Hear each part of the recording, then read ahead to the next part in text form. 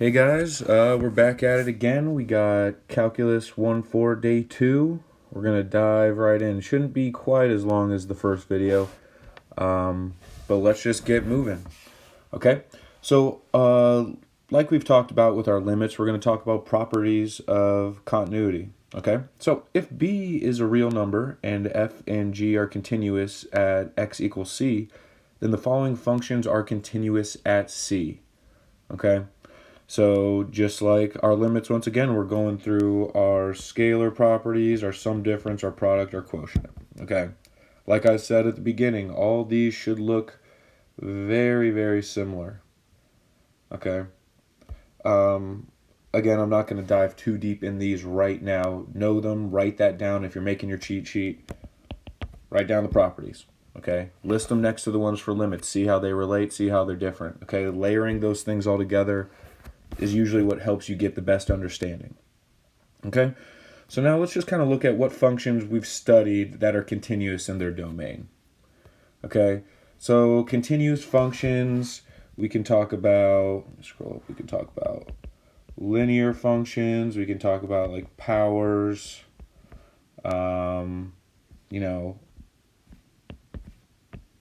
exponential, like our sine, cosine graphs. Okay, all these have a domain. They go from negative infinity to infinity. Okay? All right, we got some other ones. We got some other functions that are continuous but not in that same domain. They have different domains. Okay, so we can look at things like log. All right, that's going to be from 0 to infinity. All right, we don't have any negative numbers there. And our square root, which is the same thing, except we include that 0 there. Okay. So that's just giving us a good idea of stuff as we're going through. Now we're going to look at over what domain are the following functions continuous. Okay. So now we're going to use some of these product or properties of continuity, and that's going to help us kind of understand that. So remember those properties of continuity. It's saying if b is a real number and f and g are continuous at x equals c, then the following functions are continuous at x equals c. So as long as those functions are all continuous, when we multiply them, add them, subtract them, divide them, whatever it is, they're going to still be continuous. Okay? So looking at number one, we have an exponential, we have a log. Okay? Multiplying this out, you can graph this in Desmos if you want. I suggest you going through. That'd be good for right now. Pop these into Desmos and look at how they look. All right, anything you can do to help give you a visual and understand better is probably a good idea. But for right now, I'm just going to go through them. Okay, we know that since these both have a domain from negative infinity to infinity, that's what the result's going to be. Okay, for number two, we got the log of x and we got the square root of x. And again, because we know, like what we just did right up there, we know that its domain is going to be 0 to infinity. Okay. For 3, we have a sine, we have an exponential, we have a power. Okay? So, again, they're all like that. They're all negative infinity to infinity. So this is going to be negative infinity to infinity. Number 4, again, we have a cosine, a power. They're dividing over each other, but again, we know that they all go from negative infinity to infinity, so this function is continuous over a domain of negative infinity to infinity. Okay. So just being able to identify the individual parts, knowing that how they're continuous, and then seeing how it is as a whole. Again, plug these into to Desmos. Look at how they look. That visual might help you understand if the words aren't. Okay, continuity over a composite function. if G is continuous at C and F is continuous at G of C, then the composite F of G of X is continuous at C. Okay? So they're just breaking it down to all those little parts. Okay? If G of C is continuous and F of G of C is continuous, then it's all continuous. Okay? So let's look at 5. Describe intervals where the function f of g of x is continuous. So they're giving you that f of x. They're giving you that g of x. All right, we're looking right here. Okay, well, looking at g of x right there, we know sine of x is going to have a domain from negative infinity to infinity. All right, well, looking at g of x, we have a situation where we know x of 1, x minus 1 has to be greater than 0. Okay, right? We can't have any negative numbers under that radical. Okay, we manipulate that a little bit. You get that x has to be greater than 1. Right? So we can write our interval as x can be 1 to infinity. Okay? Looking at 6, same thing. We got two functions that we know go from infinity to negative, or negative infinity to infinity. Our cosines always go from negative infinity to infinity.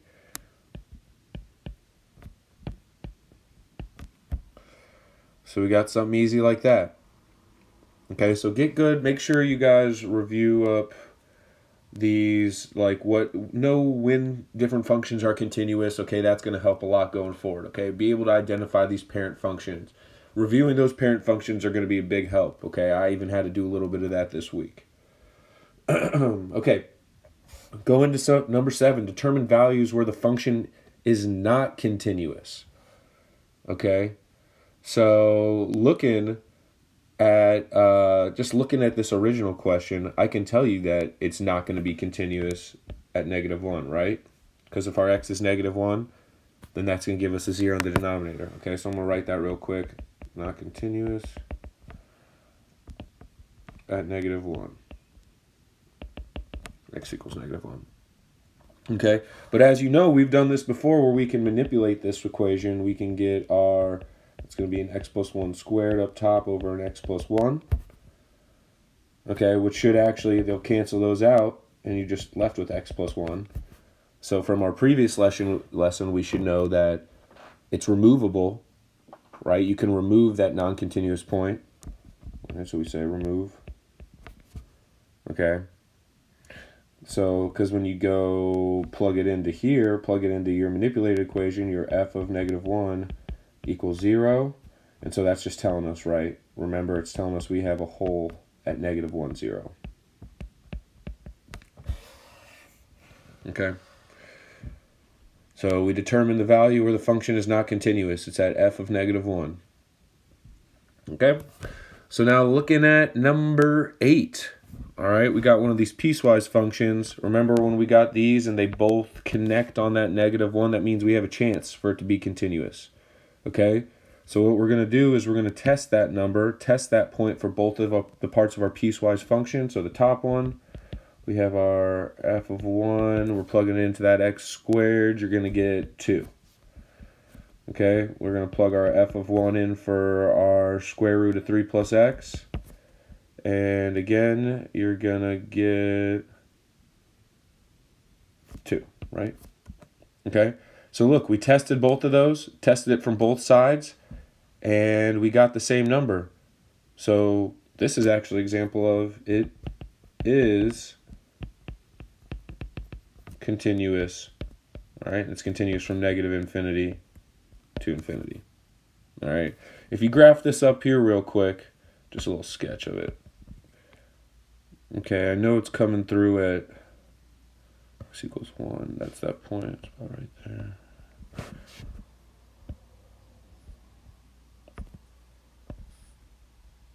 All right, and that's that point. Okay, we got that half parabola. It comes up into that square root looking graph. All right, this parabola usually come up like that, but at this point it turns and does one of those guys. Okay, so there's no hole, no asymptote, nothing like that. It's continuous, and it's from negative infinity to infinity. Okay, we're going to keep on moving down to number 9. We got another piecewise function, and what we're doing this time is, first, let's actually remember. I mean, this is like day 1 stuff. We talked about that limit of sine of 1 over x. Okay, remember we determined that the limit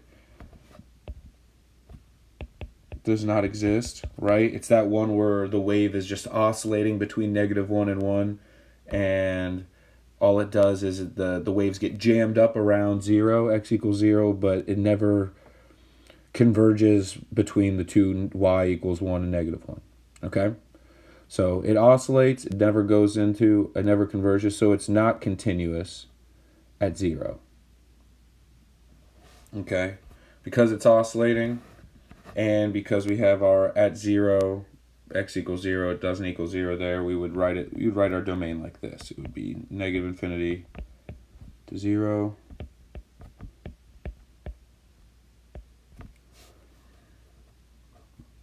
Okay? Because in this situation, it is not continuous at 0. All right, moving on to 10. We have another piecewise function, but look here. Okay, I know I've talked about this one a bunch of times. Now we have this x out front of our sine of 1 over x. Okay, this is where we were talking about our squeeze theorem. All right, we know that its limit is 0 because of that squeeze theorem. We did that proof. I know it feels like forever ago, but really wasn't too long ago. Okay, so in that case, we know that it has a limit, so it is continuous. It's continuous from negative infinity to infinity. Okay, because it has a limit, it converges on that point. The other one doesn't, so it's does not exist. It's not continuous at 0. Okay, notice the two of those. One has the limit, the other doesn't, so it's continuous. Okay, 11. 11, look, piecewise functions. We got them coming together on the same point, so we're gonna test them that way again. Okay, test the top one. The 3x minus 1, we're going to plug 5 in for that, our f5, and you're going to get 14. All right, we're going to do that for the second one, and we're going to get 25 minus 10 minus 2. It's going to equal 13. Okay, notice these two do not equal. Okay, so when we test both of them from both sides, they don't equal. That's that one where you get that kind of leap, that step. Remember? So we're going to write that it's not continuous at x equals 5. Okay, so your domain would look something like this.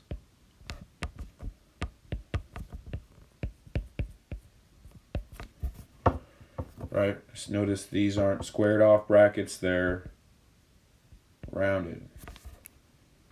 All right, parentheses. Okay, 11. There it is. We're going down to 12, almost done. Couple more. Okay, we're going to be finding constants A and B. Come on now. A and B that make the function continuous. So now we're going to look, we know it makes things continuous. We're going to manipulate these to make them continuous, okay? So the first thing is, for 12, is we want to look at, right, how would we usually go about this? We would take these two and we would plug them into our equation and see if they were equal, right? If we'd get the same answer, we know it's continuous, boom, boom, boom. So in this situation now, we're just going to set our two piecewise functions equal to each other while plugging in the 2 for our x, because we know that they need to be equal in order to be continuous. So our equation, or the way we're going to solve this, I'm going to write 2 to the a, right, plug that 2 in for my x, equals 10 minus 2. Okay, if you solve that out, 2 to the a equals 8, so your a equals 3. Okay, pretty easy one, right? You have your a equals 3. We know that's what makes them equally shoved. That's what makes the functions continuous. Okay, 13. This one's a little different. All right, but we're going to do the same thing, right? We have our 1s. We're going to plug it in for our x's and set it equal to each other and solve for 8. All right, so we should have our 1 squared minus 4 equals a times 1 plus 5. Okay, we solve that out. You're going to get a negative 3 equals a plus 5. You're going to get negative 8 equals a. Okay, if you plug that in there, test it again. Sorry, my a does not look good. Negative 8 equals a. Plug that in, test it, you'll get the same thing. All right, now we're going to 14. They gave us an a and a b, okay? Might seem a little bit tricky, but guess what, guys? We're doing our same thing with multiple variables, systems of equations stuff, okay? So we set this up the same way we did the other stuff. Our 2a minus b equals 3. Oh, so here's the other thing. We have to test it from both sides. So we're going to do, you're going to have one where it's 4. I'm sure I'll tell you this. One where it's 2, one where it's 4. So the first one, we're plugging our x in for 2. All right, and we're going at it from the side that's going to equal 3. And then the other one, we're going to do 4 and hit it from the side where it's negative 3. So like I wrote for the first one, we have our 2a minus b equals 3, that equation that's in the middle of our piecewise function. And then we're also going to put that with our 4a minus b equals negative 3. Okay? See how we turn those 3 parts of the piecewise function into 2? All right? Now, doing a little manipulation here. Okay? That's the same thing as 2a minus b equals 3 over 4a, negative 4a plus b equals 3. Okay, all I did was multiply both sides of this by negative 1. Right? Remember, that's you multiply everything on this side. Negative 1, negative 1. Okay, it gave me these 2 new equations. Look at that. I can cancel out my b's. Okay, I'm going to be left with a nice negative 2a equals 6. That's going to give me an a equals negative 3. Okay, now I got my a equals negative 3. So I can plug that negative 3 back in for my a and solve for my b now. I'm just going to use my 2 equations. So you got 2, negative 3, negative b equals 3. Whew. It's going to give you a negative b equals 9 or b equals negative 9. Okay? Solve for both of them. Not too hard, just got to know your steps. Okay, now let's go down to intermediate value theorem. Okay, this is real important going forward for derivatives and such. Okay, so again, another thing. Big, write it down, know it, love it, memorize it, all that stuff. Okay, so intermediate value theorem. If f is continuous on the closed interval ab, and k is any number between f of a, f of b, then there is at least one number c in a and b such that f of c gives you k. So they're just saying that if you know that there's a closed interval, a and b, your x's, right, that you're plugging in, and it's continuous, then there's going to be a result k between your other results, f of a and f of b, where you can plug in an f of c and get that k. Okay? So, again, read it, do some examples, go back and read it again. That's going to be our pattern for learning this stuff and getting a better understanding. Okay? Actually, real quick, let's draw a little kind of graph to help you understand that.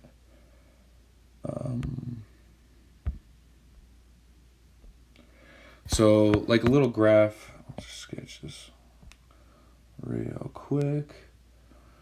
All right, if we have our A, we have our B, we have our F of A, we have our F of B. Okay, and we have some crazy function that goes up like that, right? Those points come together right there. That's our A, our f of A and our A. We got these that come together way up here. Our B and our f of B. And what we're saying is there is some value C in here that when you plug it in, it's going to give you a K. Okay, it'll give you some result K. All right, that's all they're talking about right there. Okay?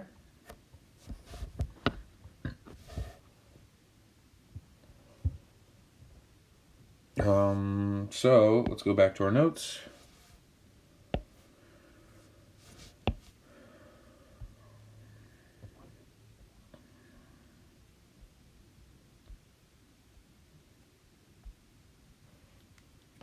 And my fingers are not, there we go. Okay. So now, like I said, intermediate value theorem. That's what I was showing you with the graph. Now we're going to hop into these final two examples of the day. And the big thing going forward is that you got to show all work. Okay, must show all the 3 steps. I'll show you what the 3 steps are for these next couple problems.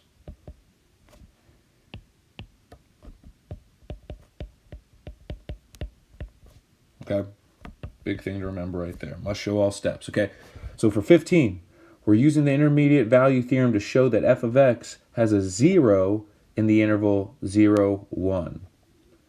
Okay, so first thing you can do is look at those 2 values. All right, we know by that function that f is going to be continuous. Okay, you can test it, whatever, you can graph it. We already know. So the first step you got to talk about, your 1, you're going to have to identify, is it continuous? Yes, f of x is continuous from 0 to 1. Okay, boom. Step 1, you're already there. All right, number 2. Okay, we're going to test both ends of that interval. Okay, so we're going to do our f of 0.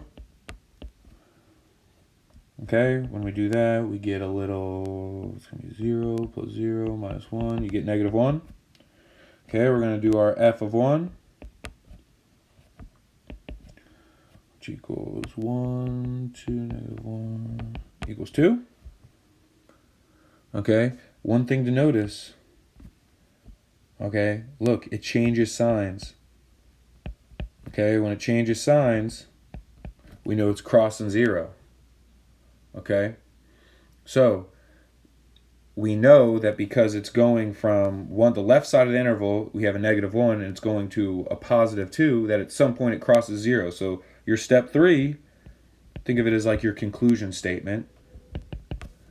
Okay, there is a 0,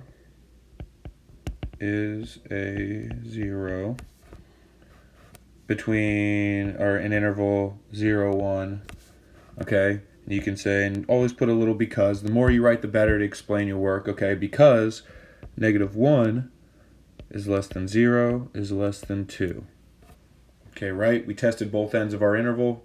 We had a positive on one. We had a negative on the other. We know that a 0 must be in between. Okay? So those are our 3 steps. Let's move to 16, the last problem of the day.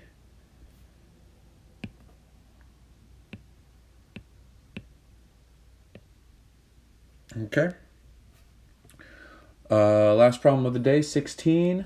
Verify that the intermediate value theorem applies in the indicated interval and find the value of C guaranteed by the theorem.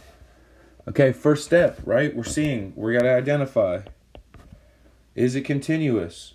Yes, that function, f of x, is continuous from negative infinity to infinity, so it's definitely continuous from 0 to 3. Okay. Now from there, we're going to plug in our 2 endpoints. Okay, plug in our 2 endpoints. We got our f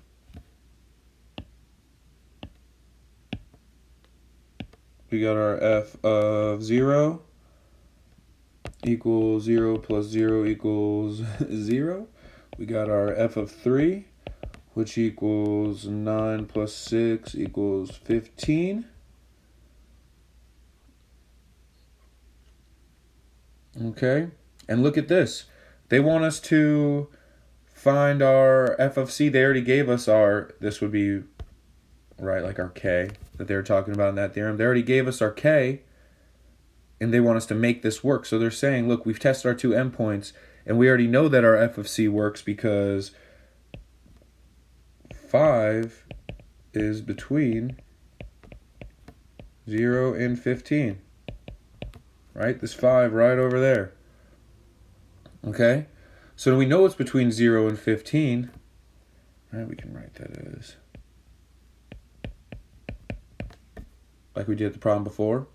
So now we know that that's an accurate answer. We can find, they want us to find our x, find our c that guarantees it gives us that number. Okay? So we're going to do, we got to find out what our x will be to get us that 5. So we're just plugging in our equation. Let me change this color up real quick.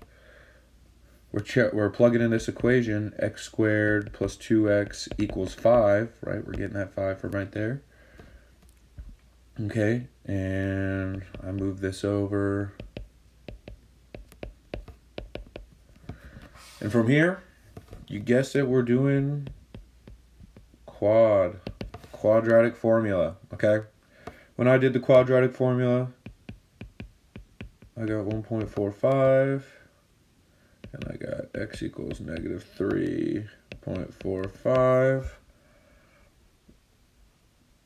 Okay, if you test out which one's which one gets you that, it's going to be that positive answer right there. Okay, so remember, review some of the stuff, review all the stuff from 1-4, the 2 days. We'll have a questions day on Zoom coming up. Again, we'll let you know those exact times going